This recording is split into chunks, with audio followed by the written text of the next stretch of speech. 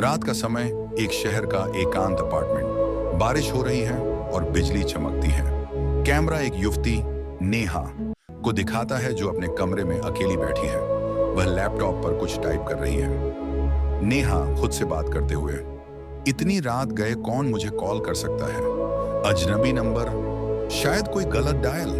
वह कॉल को इग्नोर कर देती है और फिर से लैपटॉप पर ध्यान देती है। अचानक उसका फोन फिर से बजता है। वह देखती है, वही नंबर। नेहा चिढ़कर, अब क्या है, चलो देखते हैं।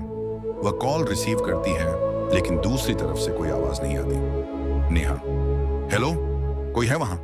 अचानक एक धीमी रहस्यमय आवाज आती है। आवाज धीमी और डरावनी, नेहा, मैं तुम्हारे साथ हूं।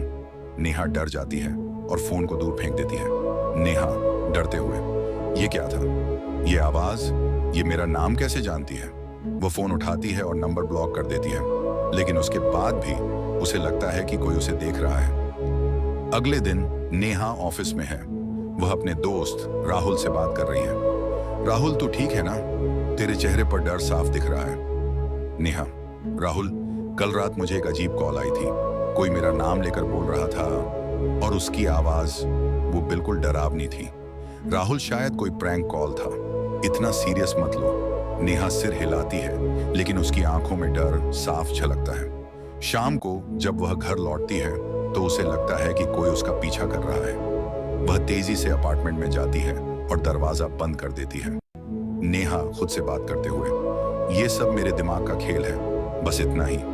लेकिन जैसे ही वह रोशनी जलाती है, उसे अपने सोफे पर एक काले रंग का लिफाफा दिखाई देता है। उसके हाथ कांपते हुए लिफाफा खोलते हैं। अंदर एक तस्वीर है, उसकी तस्वीर जो उसके अपार्टमेंट की खिड़की से खींची गई है। नेहा चिल्लाते हुए, ये क्या है? कोई मुझे देख रहा है, कोई मुझे स्टॉक कर रहा है।